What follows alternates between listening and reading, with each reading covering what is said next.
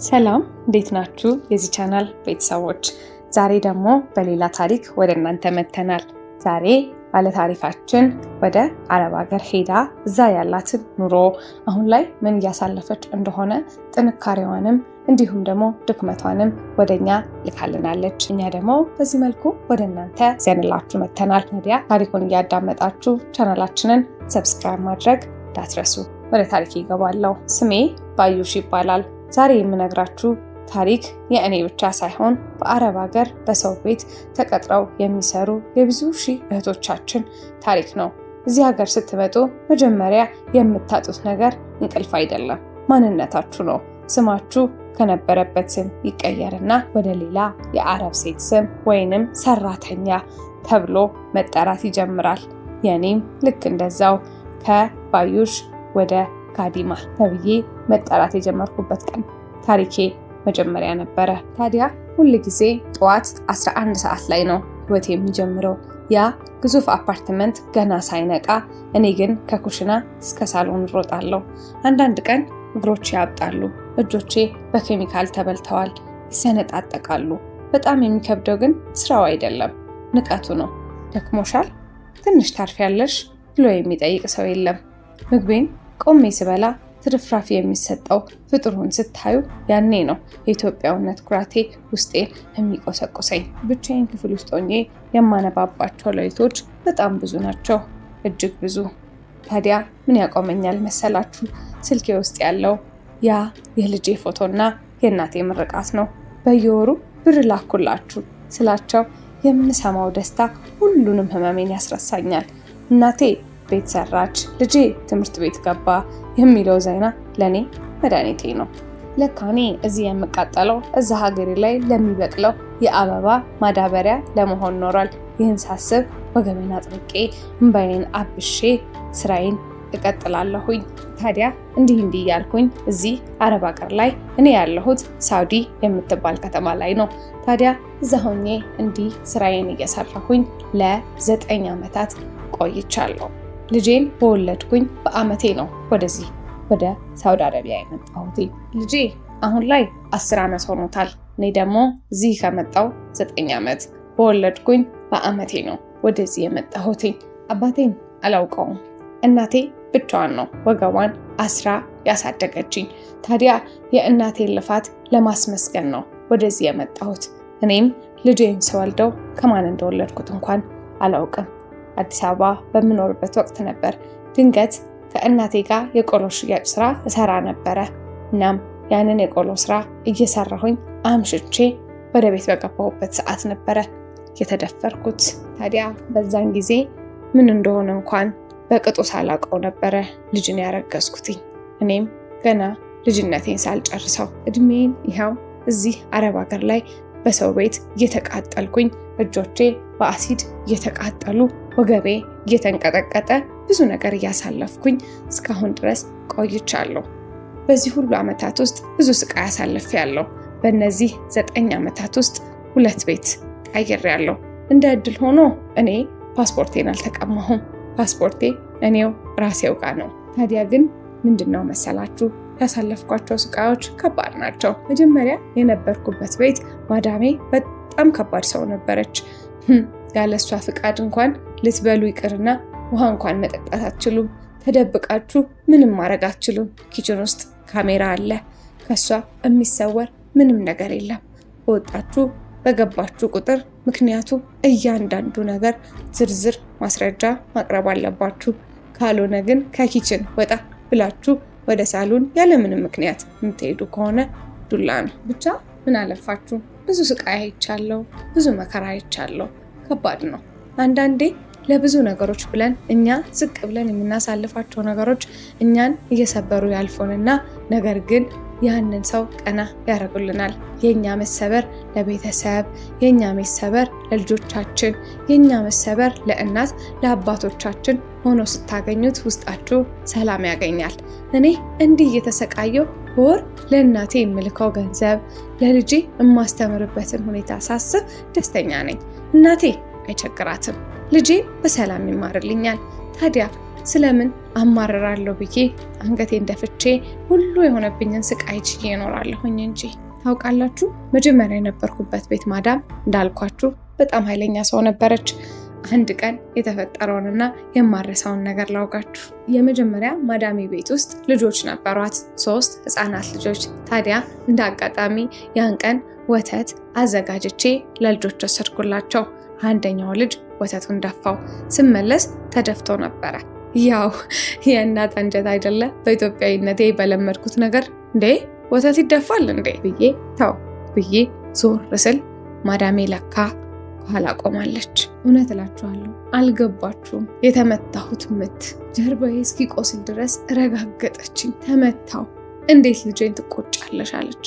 እኔ የለመድኩት በጎረቤቶቼ ስገረፍ፣ በጎረቤቶቼ ስቆጣ፣ በጎረቤቶቼ ስንቆነጠጥ ነበር።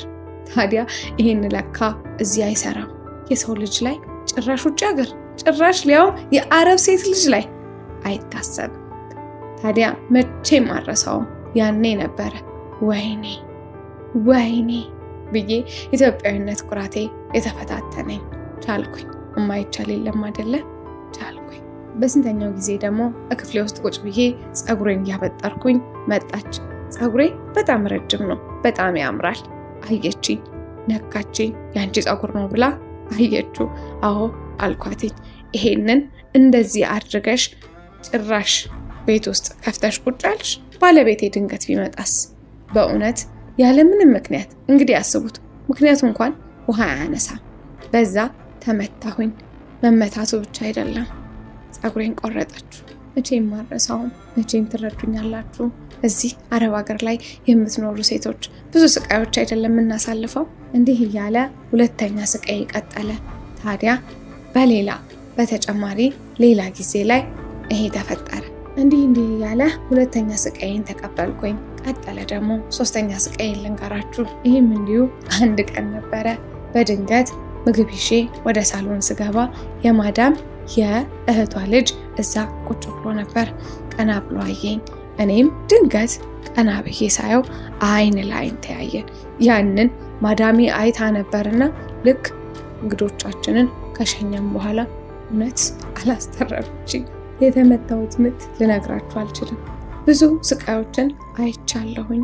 ብዙ ዛሬ ላይ እንዲህ ብዬ ማሰብም ማስታወስም የማልፈልጋቸው በጣም ብዙ ስቃዮችን አሳልፌያለሁ። አንዳንድ ጊዜ ወደማትፈልጉበት ሁኔታ ውስጥ ራሳችሁን ማጥፋት ሊሆን ይችላል። ወደ ብዙ ነገር የሚከታችሁ ለካ የማትፈልጉት ስቃይ ነው። አይ ጊዜ እንደዛ እያለ የመጀመሪያ ቤት ጉዞዬን በዛ አጠናቀቅኩኝ። እዛ ቤት ያሳለፍኩት ስቃይ በእውነት የትም አሳልፈዋለሁ ብዬ አላስብም። ከምት እስከ ፀጉር መቆረጥ እስከ የፈላ ውሃ መደፋት ድረስ እግሬ ላይ የፈላ ውሃ ተደፍቶብኝ አሁን ላይ አንደኛው እግሬ ሙሉ በሙሉ ቆዳዬ ተሸብሽቦ በጣም ነው የሚያስጠላው። እውነት እንደዚህ አልነበርኩም። በጣም ቆንጆ ውብ ሴት ነበርኩኝ። በዛ ላይ ወጣት። ልጅነቴን እንኳን ሮጬ አልጠገብኩም። እናቴ እኔን ለማሳደግ ብላ የምታየውን ፈተና ለማገዝ በወጣሁበት ቅጽበት ያጋጠመኝ ነገር ዛሬ እዚህ ላይ እንድቆም አድርጎኛል። ብቻ የመጀመሪያ ቤቴ 3 ዓመት ቆየሁኝ። ከዛ ሁለተኛ ቤት ቀየርኩኝ።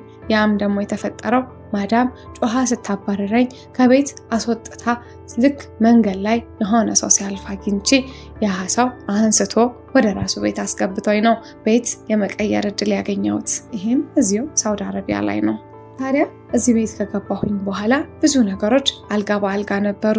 ማዳሜ በጣም መልካም ሰው ነበረች። ባለቤቷም ልክ እንደዛው ትልልቅ 2 ወንድና ሴት ልጆች አሏት። በጣም መልካም ልጆች ናቸው። እዚህ ቤት እንዳልኳችሁ አረብ ሀገር ላይ 9 ዓመት ሆኖኛል። ታዲያ እዚህ ቤት ይኸው እስከ አሁን ድረስ ወደ 6 ዓመት ገደማ ተቀምጫለሁ። ምንም ብዙ ነገሮች ቢያጋጥሙኝም ግን ደግሞ እንደመጀመሪያዋ ማዳሜ እንኳን አይደለችም። ብዙ ጊዜ ትናደዳለች፣ ትበሳጫለች፣ ትሳደባለች፣ ትቆጣለች። ግን ደግሞ ቁጣና ስድብ ከምት በስንት ጣዕሙ አስቀያሚ እንኳን ንግግር፣ አጸያፊ የሆኑ እንኳን ንግግሮች በፍጹም ተናግረኝ አታውቅም። ታዲያ እኔም ደግሞ ለእናቴና ለልጄ ስል አንገቴን ደፍቼ ወገቤን አስሬ መስራት ስላለብኝ አንገቴን ደፍቼ እየሰራው ወገቤን ቋጥሬ እየሰራሁኝ ይገኛለሁ። እዚህ ቤት ካሳለፍኳቸው ጥቂት ጊዜያቶች ትንሹን ላጫውታችሁ። መቼም የማትረሷቸው አንዳንድ ጊዜያቶች አሉ አይደለ? ከነዛ ውስጥ አንዱን ልንገራችሁ። የማዳም ልጅ የሆነው የመጀመሪያ ወንድ ልጇ ካሊድ ያን ቀን ለማዳም ፍሩት እንዳዘጋጅላት አሳወቀኝ። እሺ ብዬ ፍሩቱን አዘጋጅቼ ወደ ክፍሏ ይዤላት ገባሁኝ። አንኳኳው። አልሰማችኝም። አይ ስላልሰማችኝ ነው ብዬ ተመልሼ ወረድኩኝ። እኔ ደረጃውን ስወርድ ካሊድ ወደ ላይ እየወጣ ነበር። ለማዳም ለምን አልሰጠሻትም አለኝ። አይ በርሳ አንኳኳኮ አትከፍትልኝም አልኩትኝ። ካሊድ እኔ እናቴን ሰርፕራይዝ ለማድረግ ብዬ ቶሎ ላኪ ብዬሽ አንቺ ብሎ በቁጣና በጩኸት ተናገረኝ። አይ ካሊድ ልጅ ነው በእርግጥ ግን ደግሞ እኔ እኮ ብሆን እናቷ አልሆንም እንዴ እላለሁ። ለካ የልጄን እድሜ አስቤ ነው እናቷ አልሆንም የምለው። እኩዬ እኮ ይሆናል። ብቻ ያን ቀን ካሊድ በጣም ተቆጥቶኝ እሺ ብዬ ደረጃውን ስወርድ ደረጃ አንሸራቶኝ እግሬ ታጠፈ። ሊያውም ያኔ የፈላ ውሃ ተደፍቶ ቆዳዬ የተሸበሸበበት እግሬ ተመታው። በጣም ያም ነበር። ደረጃውን መታኝ፣ ጮህኩኝ፣ አለቀስኩኝ። ካሊድ ይቅርታ ጠየቀኝ። ግን ምን ያደርጋል የእሱ ይቅርታ የኔ እግሬ ተሰበረ። በንዴት ስሮጥ እኮ ነው ደግሞ እኮ ቸኩዬ። ብቻ ይሁን ያም ቀን አለፈ። እግሬም ከቀን ወደ ቀን ተሻሽሎ ጥሩ ሁኔታ ላይ ደረሰ። ከዛ በኋላ ያው በስነ ስርዓት መራመድ ጀመርኩኝ። ከማነከስ ወደ መራመድ። እንኳንም አልተሰበረ። ብቻ ሌላ ሁለተኛ አጋጣሚ ልንገራችሁ። ያን ዕለት ደግሞ ቤታችን በጣም ብዙ እንግዶች መጥተው ነበረ። ታዲያ እነሱን ለማስተናገድ ብዙ ነገሮች ወደ ማሰናዳት ሩጫ ላይ ነበርን። ወደ ሳሎን መግባት ያን ቀን አልተፈቀደልኝም፣ ምክንያቱም ብዙ እንግዶች ነበሩ። አላውቅም ለምን እንደሆነ፣ ብቻ ግን ሳሎን መግባት አይቻልም ነበረ። ታዲያ ማዳም ያንን አስጠንቅቃኝ እንደዛ ብላኝ ድንገት ምን እንደነካኝ አላውቅም፣ ለምን እንደረሳሁት እንኳን አላውቅም። ማዳምን መጥራት ሲገባኝ ያዘጋጀሁትን ወተት ይዤ ወደ ሳሎን ገባሁ። ያኔ ከማዳም ጋር ኃይለኛ ጦርነት ተነሳ። መቼም ማረሰውም። እዚህ ቤት በቆየሁባቸው 6 ዓመታት ውስጥ ያቺ ቀን ነበረች። ማዳም በኃይለኛው ተቆጥታም ጮሃም መታም የተናገረችኝ ያኔ ያቀመሰችኝን ጥፊ መቼም ማረሰውም። ግን ይበለኝ ጥፋቴ ነው። ቢሆንስ ግን ጥፋቴስ ቢሆን መመታት መሰደብ ነበረብኝ? ብቻ ያን ቀን ተንበርክኬ ክፍሌ ገብቼ ጌታ ሆይ ስለምን ለኔ ይህንን ታደርጋለህ በሚል ብዙ ተልቅሻለሁ። ብዙ እግዚአብሔርንም ጠይቄያለሁ። ግን ደግሞ እኔ ወደ እግዚአብሔር ከማለቅስበት ይልቅ የማመሰግንበት ብዙ ነገር ይበልጣል። እግዚአብሔር አምላክም ስለማመሰግነው ይሆን አላውቅም። እናቴን እስካሁን ድረስ በጤና ጠብቆልኛል። ልጄም ልክ እንደዛው በጤና ተጠብቆልኝ አባቴ ማን ነው እናቴ የታለች እያለ እናቴን እንኳን ሳያስቸግር እስካሁን ድረስ ጥሩ ስነ ምግባር ያለው ልጅ ሆኖ አብሮኝ ቆይቷል።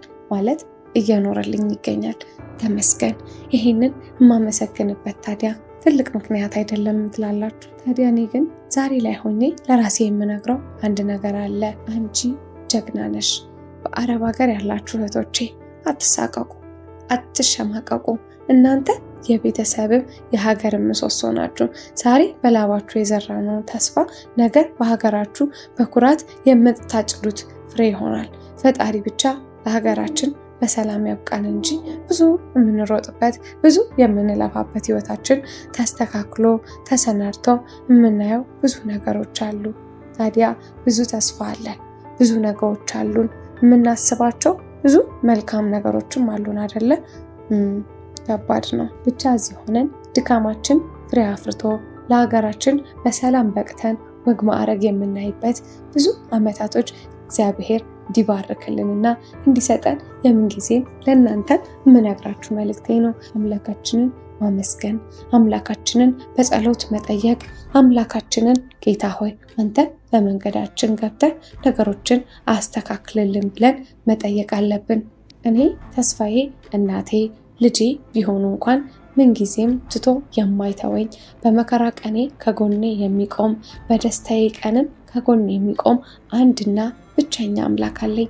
ተስፋዬ በአምላኬ ላይ ነው። እግዚአብሔር አምላክ እስካሁን ያቆየበት ምክንያት አለው። እኔን ሲያቆመኝ እናቴንና ልጄን አስቦ ነው። እኔን ፈተና ላይ ሲያደርገኝ እናቴንና ልጄን አስቦ ነው። እኔን ደስታ ውስጥ ሲያስቀምጠኝ እናቴንና ልጄን አስቦ ነው። እግዚአብሔር አምላክ በእኔ ውስጥ እናቴንም ልጄንም አስቦ ነው። ታዲያ ስለምን ጌታዬን አማርረዋለሁ? ብቻ ሁልጊዜም ቢሆን እግዚአብሔር አምላካችንን እያመሰገንን ጌታ ሆይ ተመስገን እያልን ሕይወታችን እንዲባረክልን እየጸለይን ወገባችንን ጠበቅ አድርገን ስራችንን ሰርተን ጌታ ሆይ በሰላም ለሀገራችን አብቃን ብለን ዛሬ በላባችን የዘራነውን ተስፋ ነገ በሀገራችን በኩራት የምናጭደው ፍሬ ይሆንልን ዘንድ ፈጣሪያችንን እንለምነው። የዛሬ መልእክቴና የዛሬ የእኔ ህይወት ይህንን ይመስላል። ፈጣሪ ለሀገራችን ያብቃን። ውድ የዚህ ቻናል ተከታታዮች ዛሬ ደግሞ የሰማችሁት ታሪክ ይህንን ይመስል ነበረ። በሌላ ታሪክ በሚቀጥለው ጊዜ እስክንገናኝ ቸር ቆዩን። እናንተም ደግሞ ከኔ ታሪክ የምትማሩት ብዙ ነገር አላችሁ። ታዲያ ይህንን ታሪክ ለህዝብ አስተላልፉልን ካላችሁ ኮሜንት ስር የቲክቶክ እና የቴሌግራም ዩዘር እናስቀምጥላችኋለን። እዛ ላይ እናንተም ታሪካችሁን ወደኛ አጋሩን። እኛ ደግሞ በዚህ መልኩ ወደ ህዝቡ እናደርስላችኋለን። በእናንተ ታሪክ ብዙ የሚጠነክሩ ብዙ ነጋቸውን የሚያዩ ብዙ ሰዎች ስላሉ እናንተም ታሪካችሁን አጋሩን። እኛም በዚህ መልኩ እናቀርብላችኋለን። በሌላ ታሪክ እስክንገናኝ ቸር ቆዩን።